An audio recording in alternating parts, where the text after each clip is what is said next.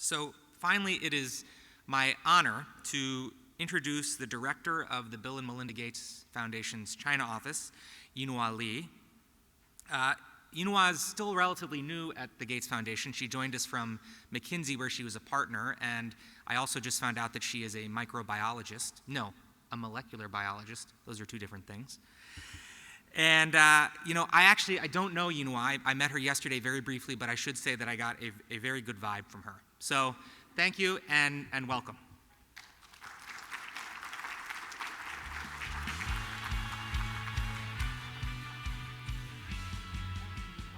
Good morning, and 早上好, which is a much more proper version than Jeremy's version. Again, welcome to day 2, and I'm actually pleasantly surprised that the room is still rather full. Since you're here with some time with me, I thought I'd start with a little bit of an introduction for the China Science and Technology System. Since we're here talking about innovation, in China, there are 3 major, at the state level, founders of innovation. One is our co-host, the Ministry of Science and Technology. They do have budget, but their more important role is around legislation and policy making for science and technology development. So one of the examples is the Nobel Prize. Actually, that was supported by the previous version of MOST back then in the 70s, called the Commission for Science and Technology in China.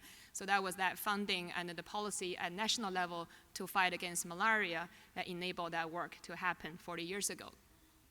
And the second funder is the National Science and Science Foundation of China, called NSFC. Compared to most, they are much rather the deep pocket. So they are basically set up is a minister level agency in China, so part of the Chinese government, but their entire function is to fund scientific research, mostly in the basic research area. The third component is a special key project component directly under the State Council.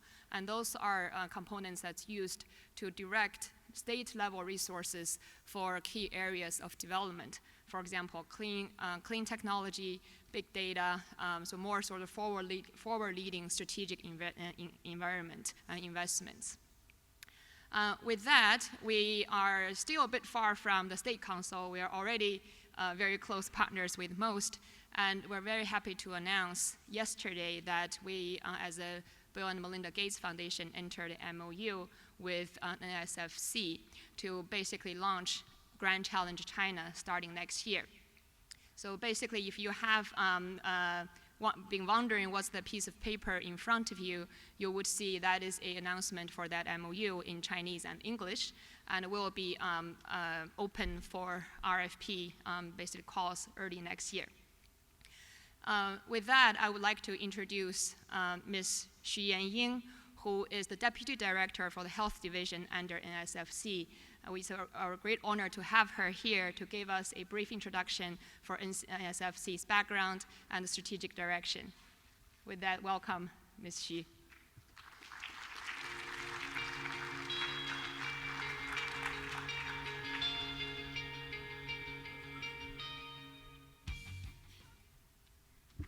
Thanks, Yinuo, for your introduction.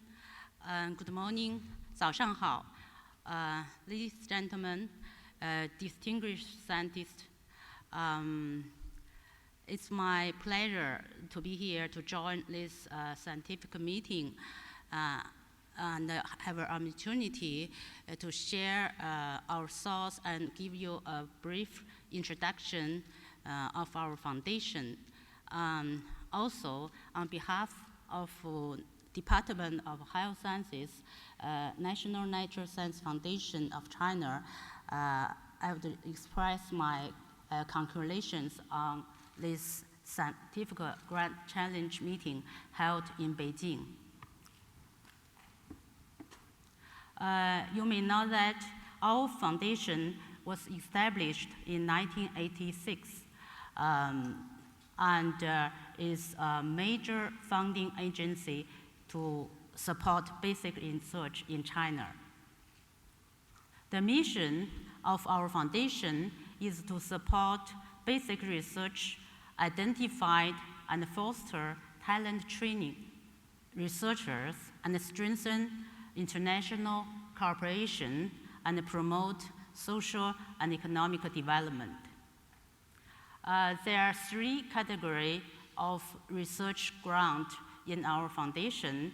One is research grant, which is the major part of our foundation, account more than 60% of our budget.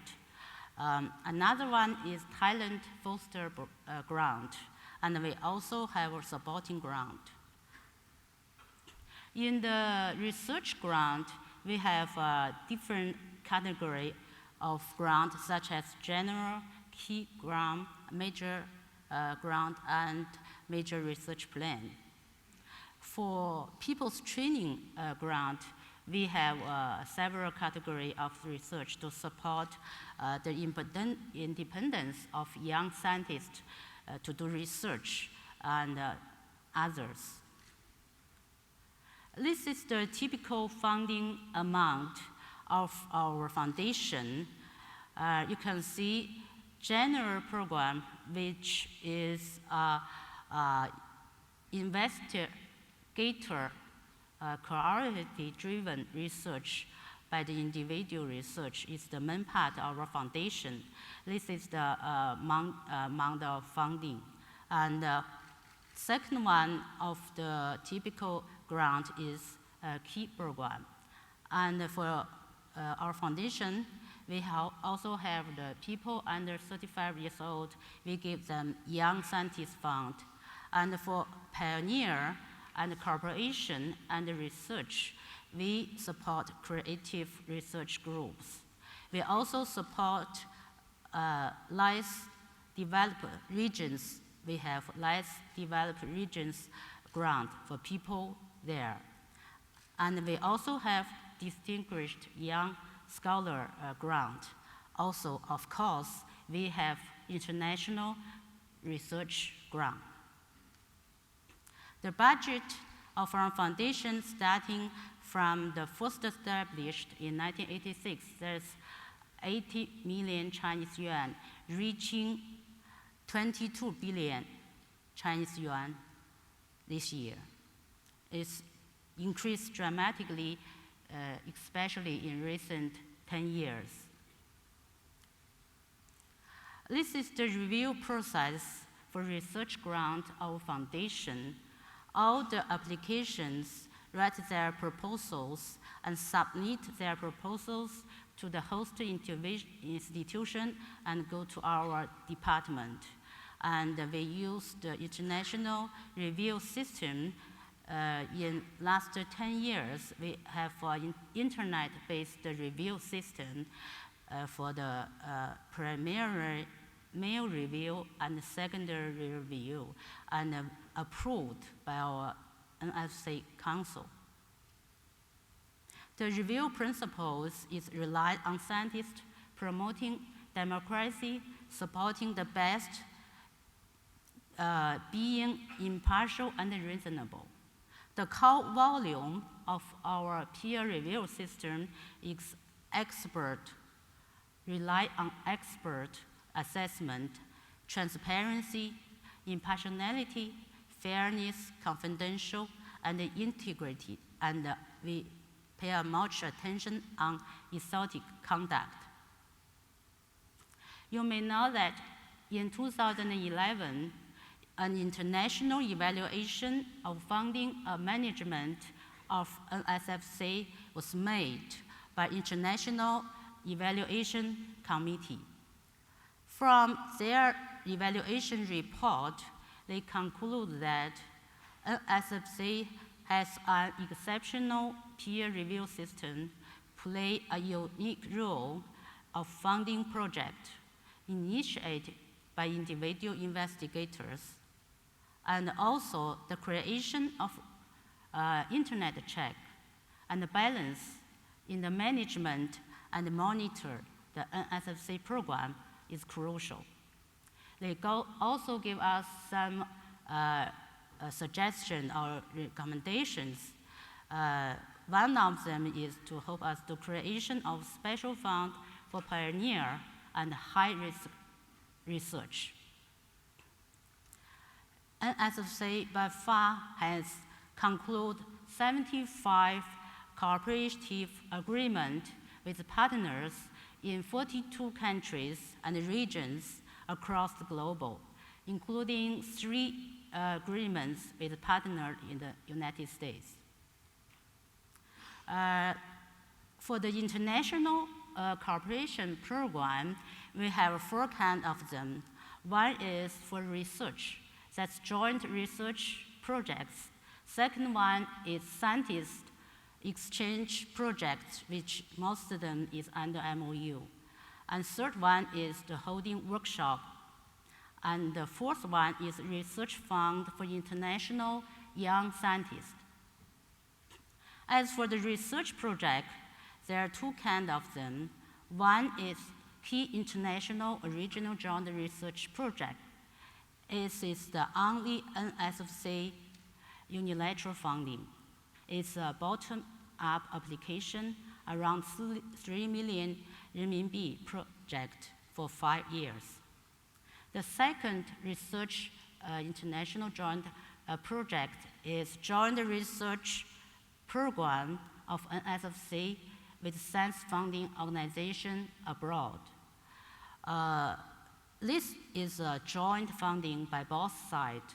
Also, it's a top-down solicitation. Just as Yinuo mentioned, we signed a MOU under this.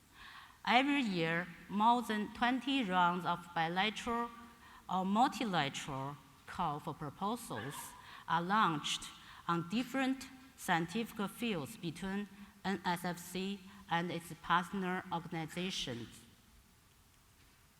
This is the example for the last 5 years in medical area with Europe. We've found 16 projects in this area with partners in Europe. This is for past 4 years, we have found 186 projects in different areas for medical research with North America partner for the last 5 years.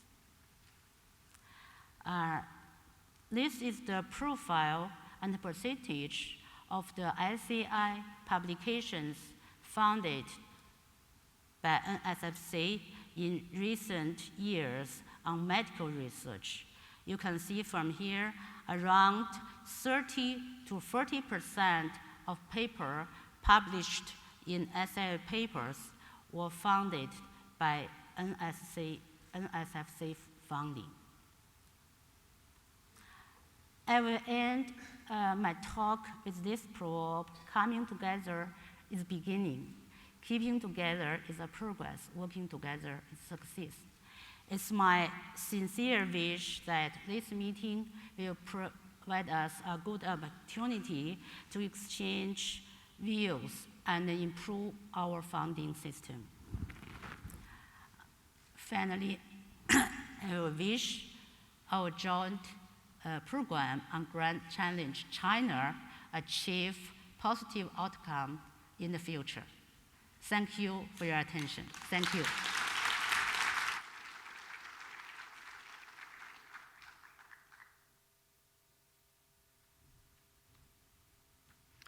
So now it's my pleasure to introduce our panel on China, Innovation for the World.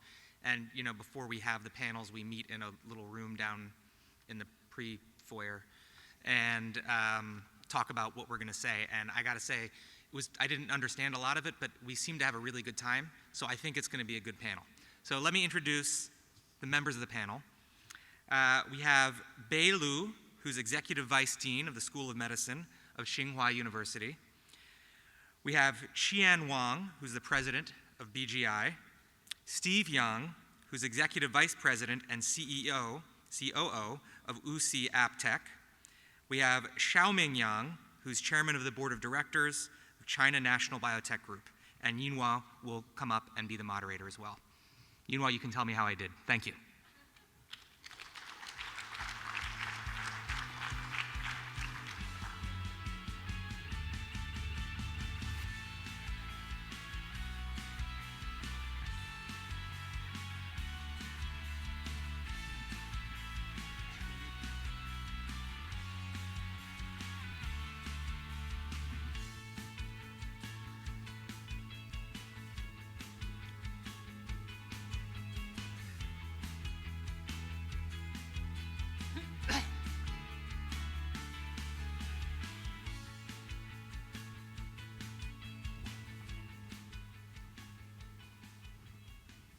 I have to say, when we were trying to put together this panel, we put quite some thoughts into this.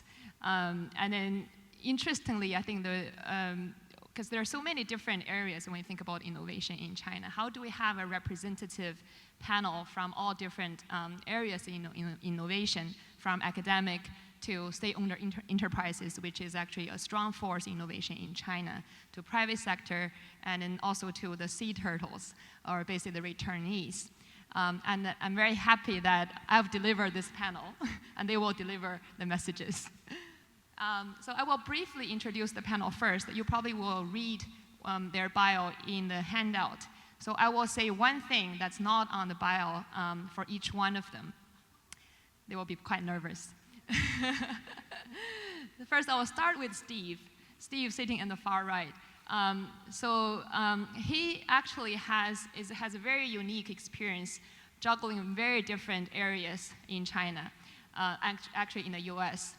So he has been in Silicon Valley for 17 years, getting his PhD in UCSF, and coming back to China, starting with a multinational company role, had Pfizer and AZ's R&D side, now with the WuXi AppTec. So that you can read. What you do not know is that Steve is actually a very talented writer. He reads very broadly. I remember maybe 2 years ago, I got my first lecture on the innovation landscape on the global stage over a period of 1,000 years in a 10-minute speech that he gave. So he was very talented, and I'm looking forward to what he has to say. And Wang, I think everybody knows his name. I learn something new from him every time I meet. Last time I met with him, I was trying to get his name card. So he showed me this QR code on his back of his phone. So we just scanned it. So I scanned it. It has everything in it. So if you're interested, next time after the panel want to meet with him, make sure you have your function ready on your phone to scan his QR code. He's also now leading a new fashion in China called putting outdoor clothing indoors. And I think this is opposite to women. We put indoor clothing outdoors. Wear heels anywhere we can. And Mr. Xiaoming, so he is the one that looks pretty serious, but he's not. So the first vaccine from China got WHPQ'd is the JE vaccine from Chengdu Institute in CNBG. So when that was announced, it was a big news. Of course, everybody's excited. It's a milestone for China's vaccine manufacture industry. So maybe what you don't know is that from the very beginning of that project, Mr. Yang has been the leader and champion for it.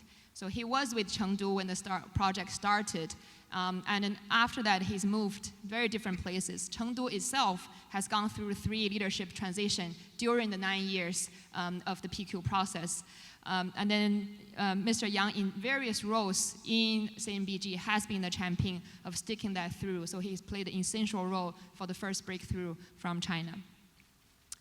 And Mr. Lu Bai, he's again, he has a very diverse area, diverse experience, starting from as a neuroscientist in NIH, then GSK, and now heading as the executive vice dean for the School of Medicine in Tsinghua.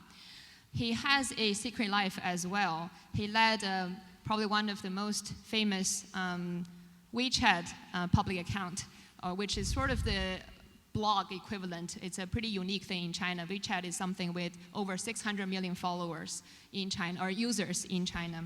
So the 2 most famous account on scientific education has Mr. Bai's involvement. So he has been basically doing those accounts, put out 1 article a day to basically promote science education to the general public. They talk about scientific topics in fun ways. And then salute to him and his leadership in putting that effort in China for the general public. Okay, with that, I will start with our panel discussion. I will actually only ask 3 questions, but those are not easy questions, so they might take some time to answer. And after our questions, we'll open for questions from the audience. So if there's something that's urgent you want to ask, you can start preparing now. So the first question I want to ask is about, I would say, history. So interestingly, actually, I did a simple sort of survey of them. They actually, I would say, represent two generations of scientists in China. As you probably have gathered, even from the speech of Yigong and then also with Minister Zhang Laiwu yesterday. So the 10-year gap of Cultural Revolution has played a significant role in, quote unquote, setting back education and the science and technology in China. So they all have obtained college education soon after the Cultural Revolution. Mr. Wang Jian went to college in 1976, and Lu Bai, although looking very young, he went to college in 1978. So this is a generation actually has endured the tough times, but basically did not give up educating themselves and went to college afterwards. And then in 1980, Mr. Yang went to college, and in 1986 is Mr. Steve, and I'm much later. So in a way, so you've actually all witnessed the growth and development of China over the last 30 years, right? People often call China the last 30 years as the miracle decades. So I want to really understand from your point of view, what has driven innovation in China over the past 30 years, from both academic, commercial, state enterprises, or private entrepreneurial point of view? Oh, I have to speak. Oh, yeah, okay. Maybe I'll self-introduce a little bit. 我叫鲁白，鲁迅的鲁，李白的白，你就知道我父母想要我做什么，但我最后是没有做什么。Translate. A simultaneous translation. If you missed it, his name Lu is last name as Lu Xun, who is a very famous writer in China during the 1930s. And Bai is the first name of the most famous poet in China in the Dangdai dynasty. His name is Li Bai. So it's like by name you can guess what my parents want me to do, but I didn't. All right, so you get it.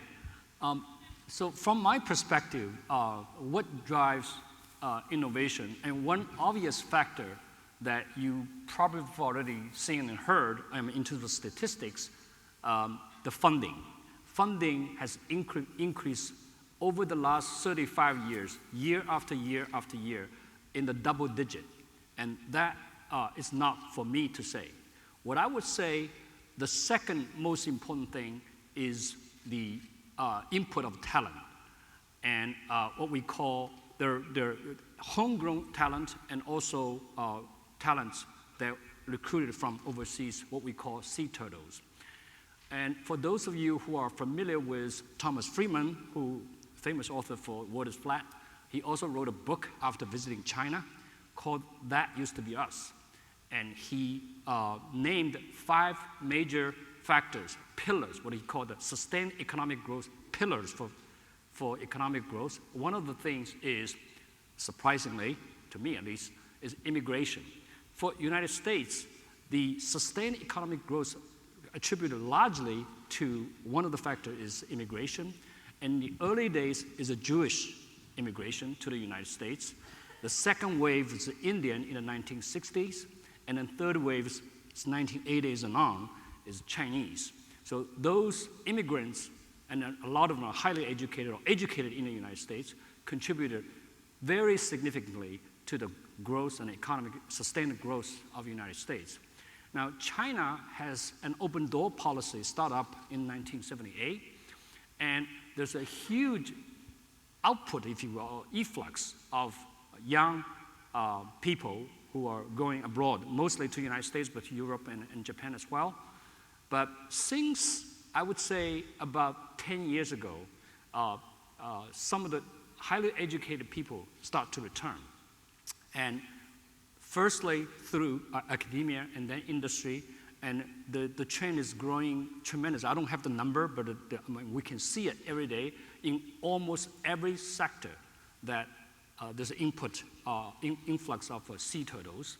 And those played a major role in transforming China's economy, and especially in the field of innovation, both in the industry and academia. I guess I will leave some time for others to answer. So this is one of the most important engine, if you will, that drives China's innovation. I can elaborate, and I can also point out the problems of this after all these have their input. Thank you, Bai. Mr. Yang will speak in Chinese, so you can put on your translator when Mr. Yang speaks. Sorry. Because I did not work in the Biotec for a year. In the past years, China has been very busy carrying out anti-corruption campaign. I didn't participate in the international conference. Therefore, my English is poorer. In order to express the views from the industry more clearly, I will speak in Chinese. Just now, Madam Yinuo has talked about innovation. Innovation. I can give you an example. For example, Japanese encephalitis.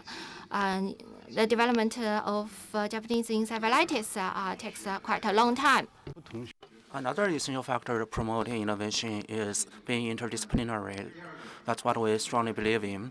And speaking of originality and creativity, of course, when it's applied in the industrial sector, especially as we try new ways of developing processes with a vaccine, you need to find processes that can be scaled up in order to commercialize and translate research finding into a product that can be enjoyed by. 创新方面，我们应用的每个疫苗的产品，从研发到临床研究到最后使用的话，要用到涉及到每个人的身上。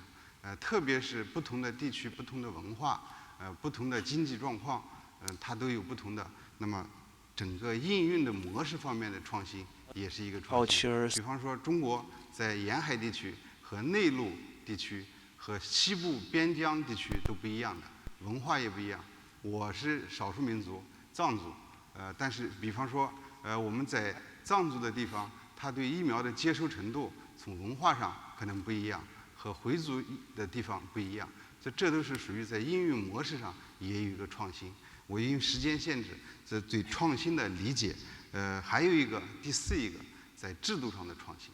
像我们在中国，特别是在中国。 在监管政策以及科研的体系的支撑方面的创新，这是一个很大的创新。我就说代表这个制造的疫苗制造方面说这么4个意见。谢谢杨老师。Now we move on to Wang Jian. Is it my turn? Okay. So in China, people call BGI as a troublemaker. So we did lots of strange things for the whole system. The reason for that, we don't follow very much. We don't do very much follow the government guidance things. It's, we always ask ourselves, what's the real need for the people? What we can do for the people? I grew up at the southwest of the mountain region in China. It was very poor place. The infection disease and the birth defect was a major problem. At the early days, I was 14, sent to the countryside as they call the re-education.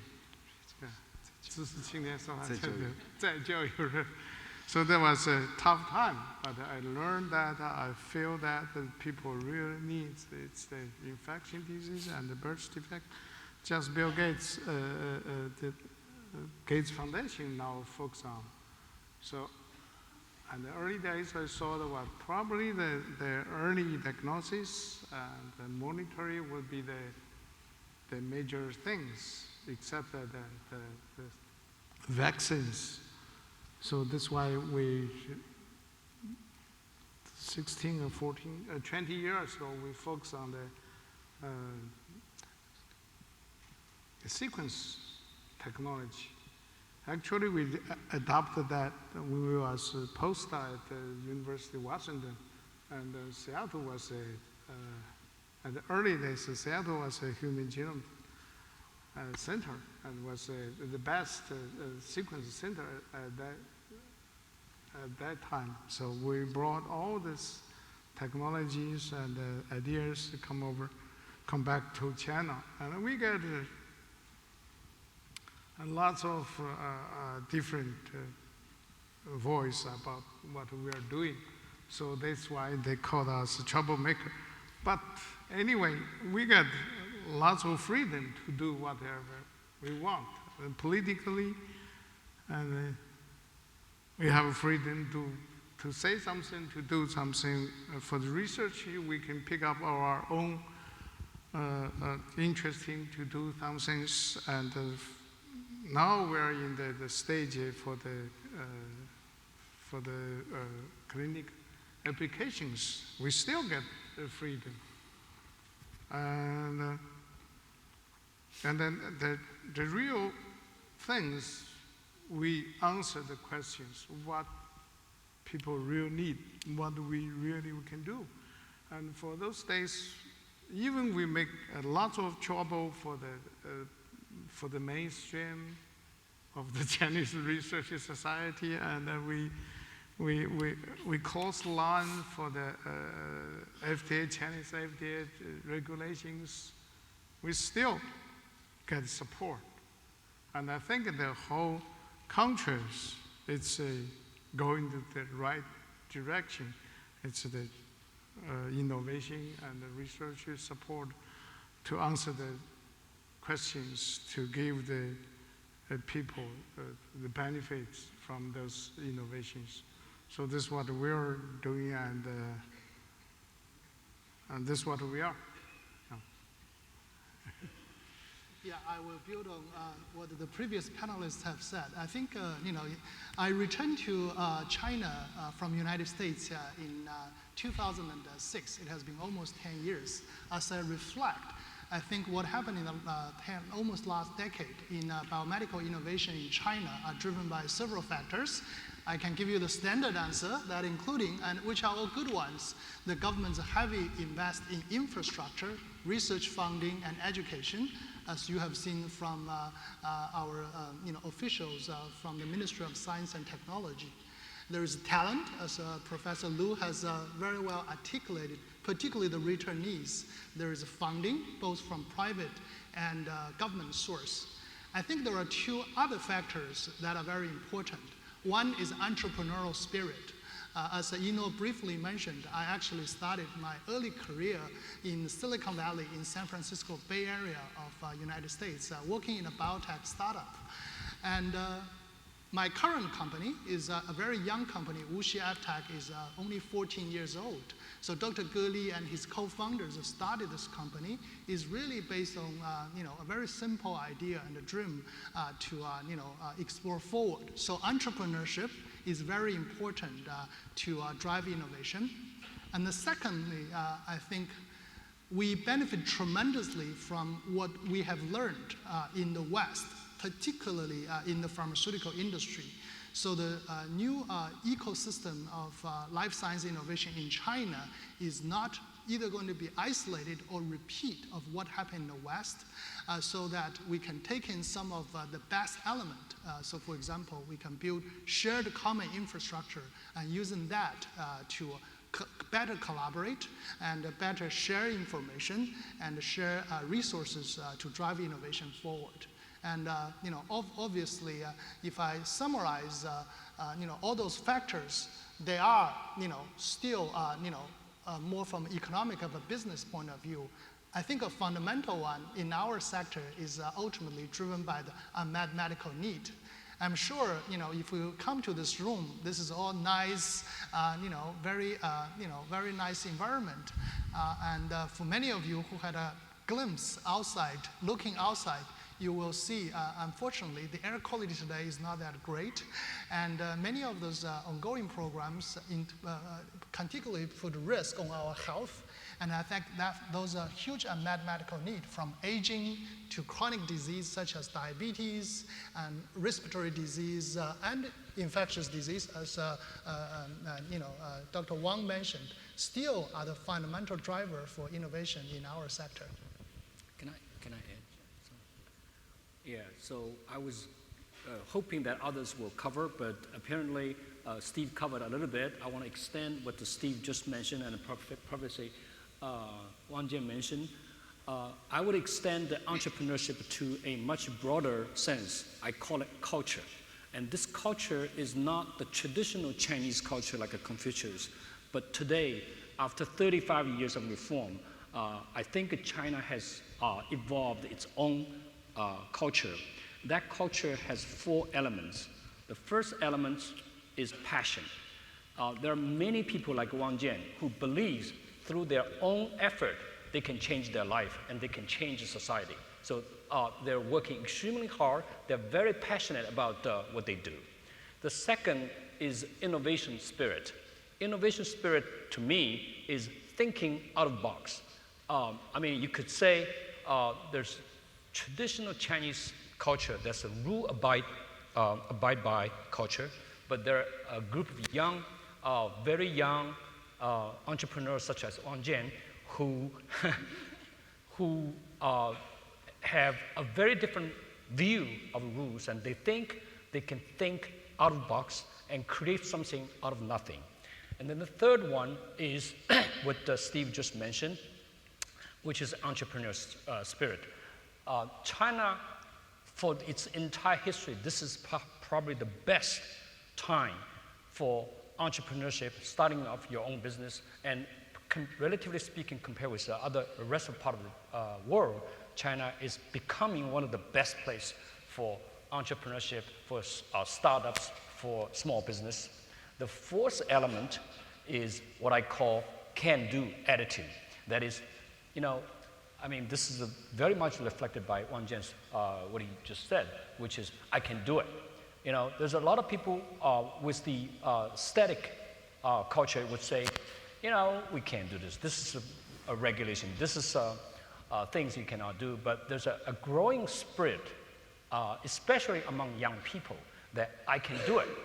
Let's just go ahead and do it before anyone tells me not to. Thank you, Bai, for the excellent synthesis. What's interesting, though, listening to you say, it was interesting thinking of myself and also the panel. I think what you said summarized in the end is very much, if you're in the US, you could say the same thing. It's very American almost, right? But also very mainstream in China now. What's interesting, I reflected, this weekend I took Sue, our CEO, to Temple of Heaven. It was a great visit. And then we were discussing sort of Chinese culture and history. If you go to Temple of Heaven, it's basically the utmost orderly place because it's about protocols, it's about hierarchy, it's about processes and everything. But at the same time, if you look at the young generation, it's almost the extreme opposite of it.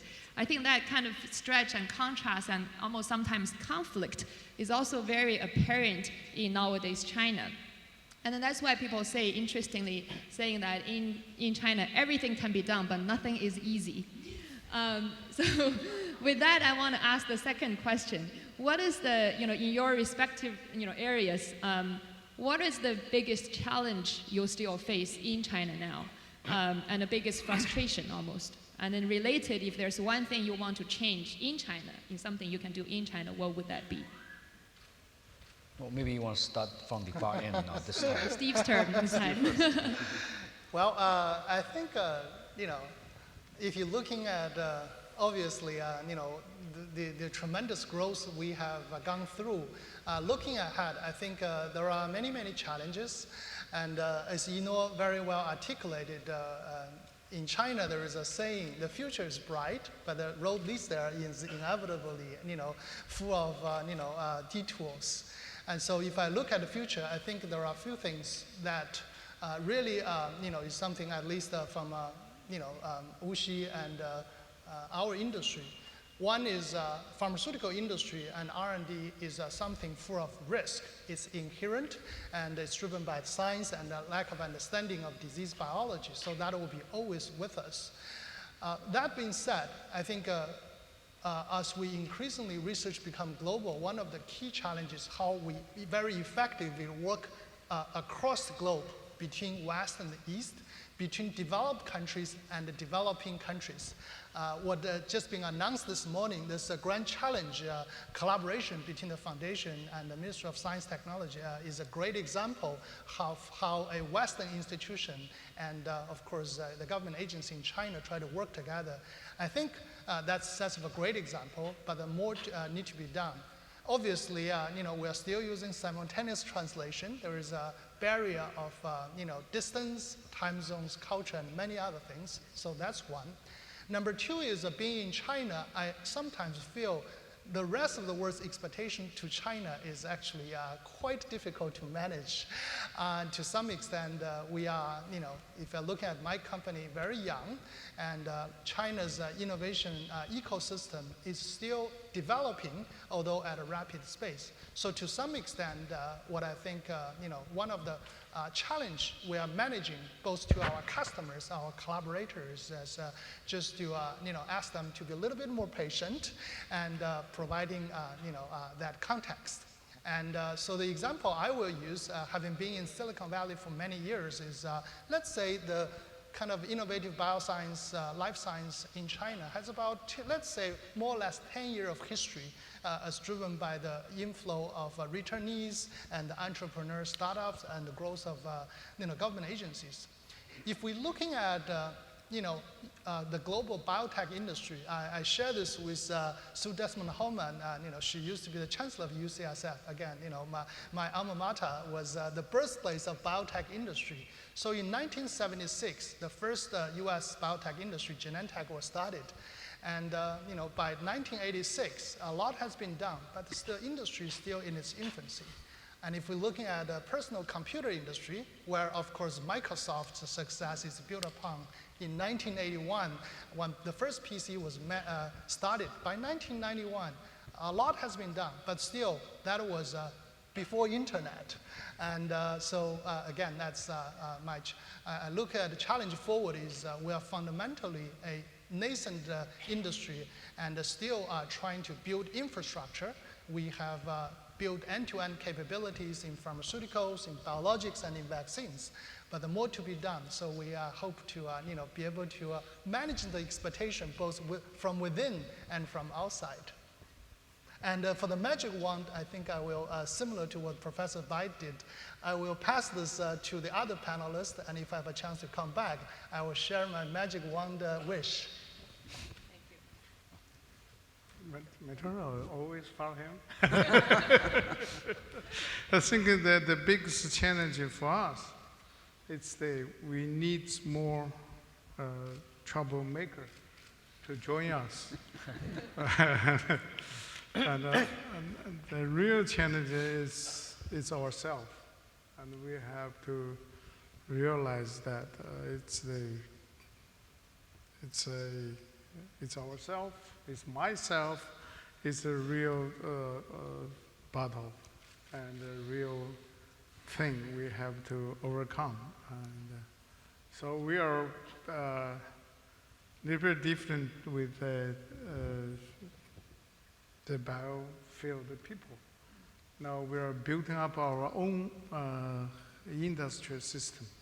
We make the machines by ourselves, just like Microsoft is make the Surface. That's a real good one. So we're making the fully automated sequence system. So we are going to make an announcement in 2 or 3 days. And also we are working on the 30% of the people work on the agriculture, and from the minutes to the fishing and the breeding and the large scale all this kind of things. And for the medical field, we are doing lots of monitoring and diagnosis work. So we think that together, all these fancy technologies we put it together, we really change the things. So now we are focused on the 2 regions. One is big city like Beijing, Shanghai, and New York. And on the other hand, we really focus on the real poor place, which is Tibet, Xinjiang, and Africa. So we try to work with Xu and with Bill Gates and with now Yinuo is here, and try to really use our innovation technology and to change, to benefit people, and then do a little bit of change. Do not change too much. Don't break other people's, what's called the ball, the 饭碗. So this what, so even we are making lots and lots of trouble for the whole system, but I get the feeling the government, the Communist Party, still behind us, just like the Gates Foundation. We have 16 strategic program going on with you guys, right? So just ask yourself what really you need, what people really need. Just go ahead and do it. Thank you. That's a can-do attitude. 给我了，还是。 There is a lot of room for improvement in terms of innovation. I think the most important thing is cooperation and co-sharing. Because we have very limited resources, the Gates Foundation has made a lot of investment. Countries and businesses have invested. However, compared with the demand, there's a gap. Since resources is limited, we need to work together. Currently, I'm from SOE, state-owned enterprises. We have worked together with the private sector. For example, the WuXi, AppTec. We also worked together with the BGI. We joined hands with international universities, international organizations such as the WHO and the Gates Foundation. I think the cooperation will help us to share resources and achieve better results. And we have benefited a lot from cooperation. We have developed the Japanese encephalitis vaccine and passed WHO PQ thanks to the cooperation with Gates Foundation and other partners. Our vaccines have benefited a large number of people in developing world. And there are other examples. We have worked together with PATH and the foundation, Gates Foundation, on vaccines, on rotary virus, and on HIV/AIDS vaccine. I think when it comes to innovation, we need to rely on cooperation and sharing. There is an old Chinese saying that everyone want to be the leader. Everyone want to be the leader in every project. However, I think that I am the chief investigator of the 863 national major projects on research of a vaccine with a total investment of 130 million yuan, involving businesses, universities, and research institutions. And this project has made considerable progress thanks to sharing and cooperation. Well, when I hear ask me, what's the magic wand, if you have one, I thought, wow, this is very McKinsey. It's very McKinsey, but I give a serious thought. A major theme in China is reform, and this has been going on for 35 years, ever since Deng Xiaoming came into power. And if you notice, there are reforms everywhere in agriculture, in state-owned enterprise and all that. There are two areas the reform hasn't really been going on. One area is medicine. The other is education. So I think if I have a magic wand, I mean, as an educator, I would say focus on education. I would say there should be a very serious and systematic reform. And I'll take one aspect of the reform, and just to elaborate a little bit, which is the HR system reform. For those of you from the United States of Western country, recruitment, you take it for granted that people should be recruited based on merits, has to be competitive, and your promotion should be through peer review. These are all common practice in the West.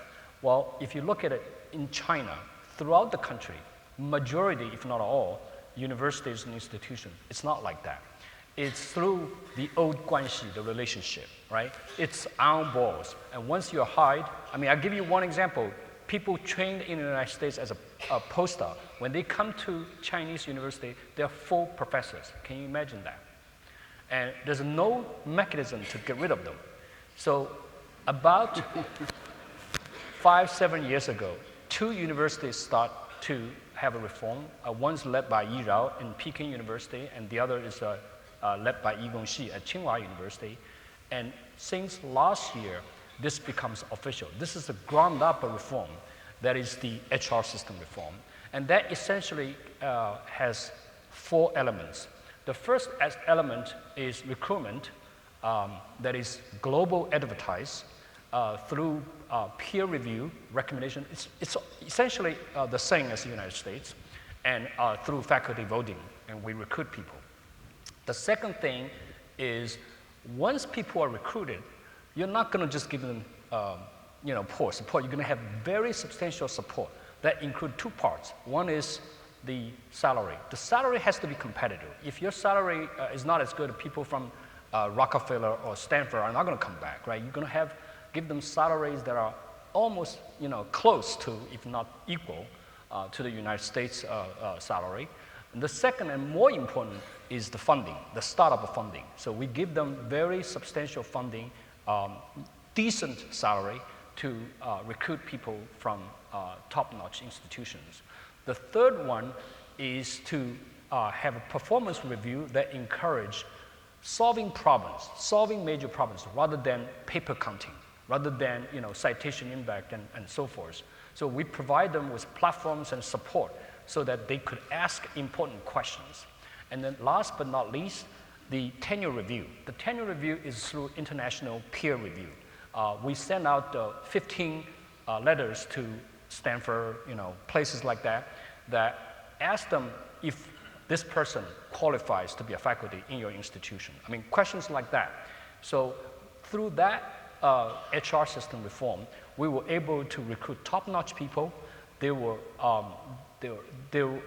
are supported by very substantial both financial and cultural support, and they are able to produce. Now we see the results. Now the things that came out, one of Yinuo's best friends, Yanying is one example, produced cutting-edge, world-class scientific contributions. So this is the thing that's happening in Tsinghua and in Beida. Tsinghua has made a decision last year to take this HR system reform and spread into the entire university, and this will be done by the end of this year, department by department, institution by institution, faculty by faculty. And same thing is true in Beida. And the idea now has been taken by the government, and it will be spread into other leading universities in the next years to come. So if I have one magical wand, I think the reform, HR system reform is just one. There will be educational reform. There's a science infrastructure reform that has to be happening in the science and education arena. Thank you, Bai. That reminded me there was actually a question asked to President Xi at one time saying what is sort of the national policy framework for China if you pick one word, and he said reform. I think reform indeed across many fronts has been what's driven China's growth, and then they're saying still very core to the kind of strategy at the national level down in China. So now we have 15 minutes left. I do have a question reserved, but I will leave the time to you. It's actually very rare to have this panel. If you wanted to see Mr. Yang or Wang Jian or Steve or Bai, usually you have to wait for half a year.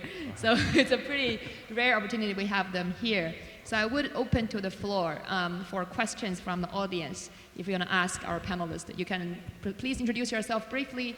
And if you have somebody in mind who you want to ask, you can say that and then lead with your question.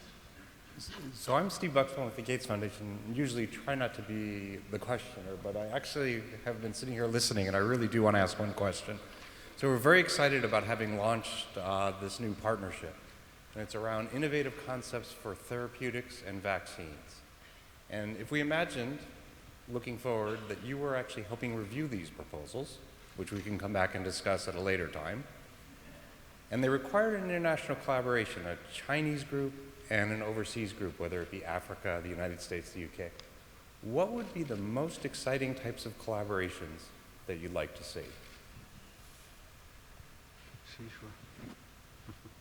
To everybody, or you have somebody in mind? I would open it up to whoever Whoever would... want to pick one. Actually, there's an echo that I didn't quite get the I guess question. the question is that given this launch of the new MOU from the foundation with NSFC, basically encouraging international collaboration between Chinese and foreign institutes, what are the most exciting areas you would like to see? I think I will direct the question to Mr. Yang Xiaoming, because this is the theme you talked about. Based on my understanding of this question, when it comes to cooperation between scientific institutions in China and the United States, what are the highlights, what are the most important aspects for us to engage in? I think for two partners, when they come into a partnership, we need to find a unifying common interest, a culture that unifies us both.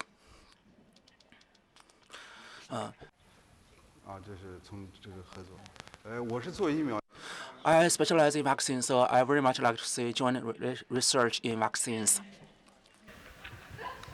Good answer. Okay. Oh, Wang Jian. Good.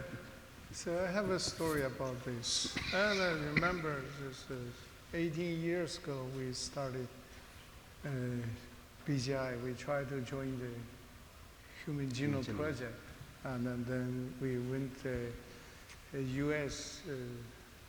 What's called the Nature Science Foundation, to ask them to help and to raise money.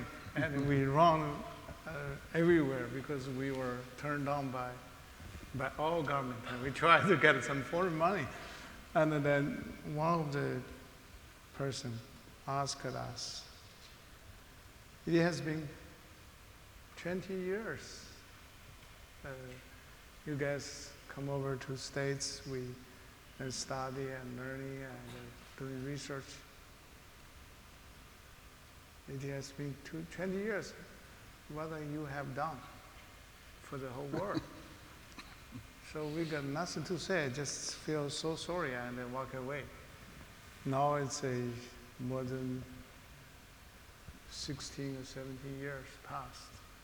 Finally we can say, hey, we're finally doing something together and contributing something by us, by China, and we would like to join the world and doing more things, not only for ourselves, not only for China, also for the whole world. Anything, just ask what's the real need. Thank you, Jian. More questions?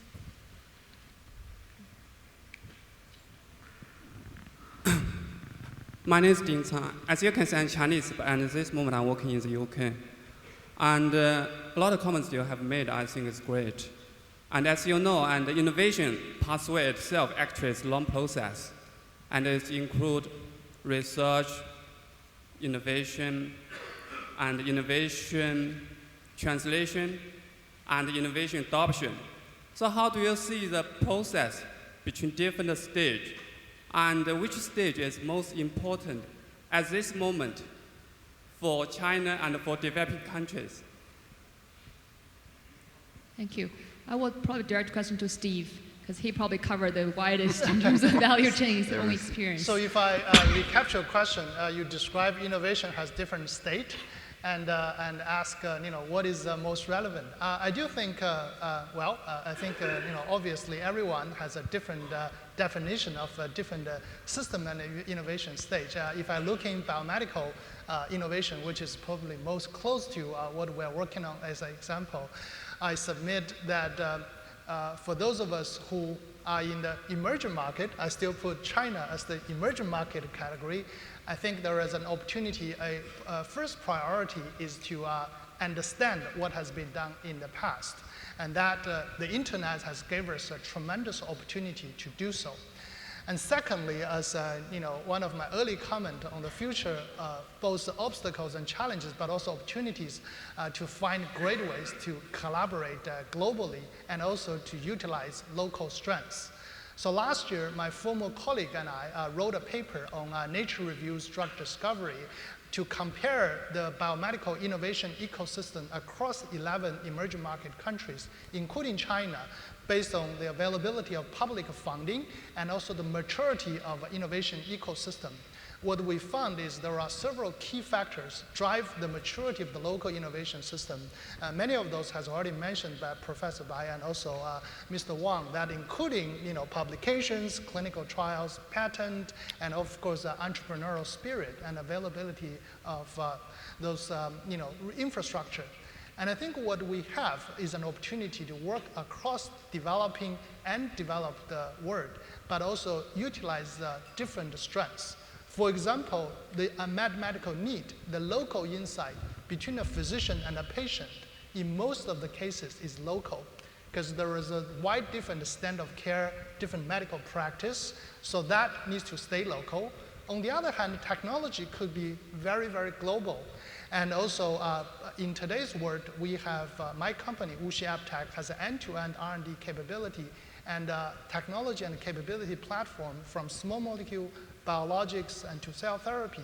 And that platform is open access to anyone, any scientist and any entrepreneurs. Not only the developed world scientists can utilize them, the developing world can also utilize that. In my prior work, I have traveled extensively towards all emerging market, many part of the emerging market countries, from São Paulo to Rio, in Brazil, to Istanbul in Turkey, to Dubai, and to many part of India and the east part of Asia, and then of course across China, including many inland part of China. The big insight I gained from that is there are so many different history and both for economic and innovation technology development. And there is an opportunity and also responsibility for all of us, particularly for those working in the emerging market countries, to articulate and share those contacts with our colleagues, our collaborators in the developed world. And I don't want to put Yinuo on the spot. She did a particular great job both to drive that in her professional life and in her personal life through a highly influential social media account. So going back, if I summarize, I didn't answer the previous question on the magic wand. I actually have a very different magic wand that's, shall we say, transcending our industry. I know many of the distinguished guests, visitors here, are highly influential in technology companies, including our leader, Sudas Homan. And we currently have Google Translator, we have Medline, we have SciFinder, we have all those technology tools available on a global scale. My magic wand is, my wish is if there is a tool can really help the world and from all nations, particularly between developing and developed nations, to understand the context and the different starting point of our journey. I think that will dramatically increase the success of international collaboration. So I will end with a personal story. So in 1978, this was when China first had a reform, again, building the reform theme. My father at that time was, in his 30s, was selected as the first group of visiting scholars by the Ministry of Science and Technology to study in Europe, in this case in Italy. So he did a crash course in Italian, and he showed up, in his new lab and ready to work as a visiting scholar. And the first thing, and his advisor looked at him shocked with a Chinese gentleman dressing in suit, and he said, "Where's your ponytail?" Obviously, for those of you who may not know, let's say about a little bit over 150 years ago, the China is very different. And that's the image his professor at that time in 1978 had on China. And shall we say that's a little bit out of date? But that's, again, I'm not blaming anyone that that's the word, because we are not at that time have internet. Internet is a new thing. Now with the advancement of internet, my children can have well-versed understanding of the word, particularly United States and developed word, and we're starting to understand more of the developing word. I wish some entrepreneur will invent a tool, not only allow us to transcend language and culture, but particularly our heritage, our culture, and the context of well-developing path. I think that will fundamentally make us, particularly for those developed world, to understand what's happening in the emerging market developing world. I think that will be a great tool, a great invention to really bring us together and to build stronger collaborations forward. Thank you, Steve. We have time probably for one more question. Thank you very much. My name is Lydia Sasu. I will first of all thank the organizers for making it possible for us, and especially me, to be here. Looking at developing countries, women play a vital role, and we are producing a lot in the rural areas, which is the rural women. May I know what will be the role or the benefits of this program in connection with rural women? Thank you very much.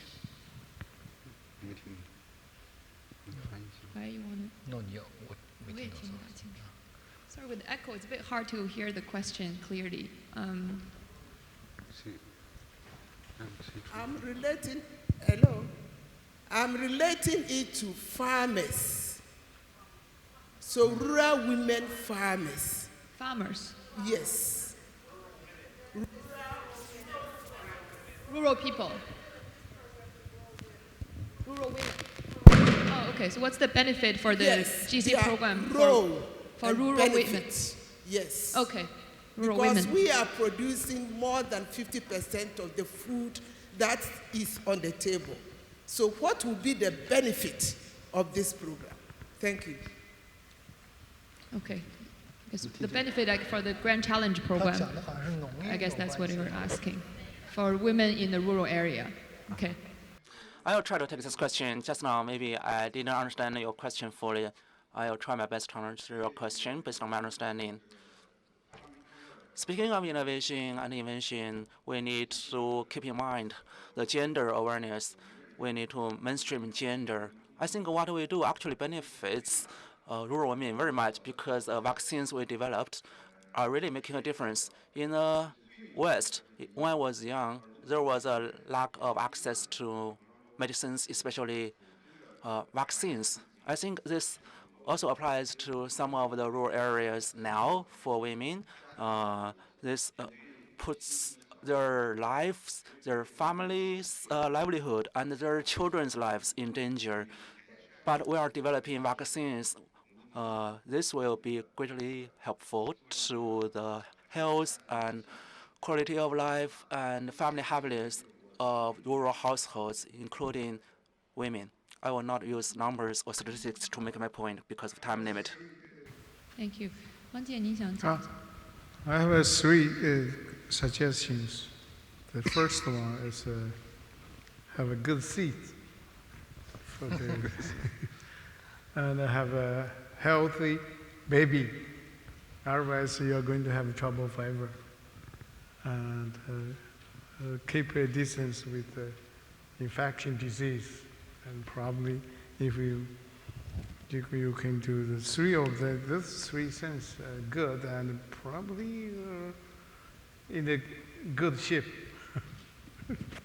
Yeah, I think Jian probably summarized well. Those are all areas being covered by the grand challenges: good seeds, good health, and controlling infectious disease. Okay, with that, I want to thank you for your questions. I want you to join me in thanking our panelists for a great discussion.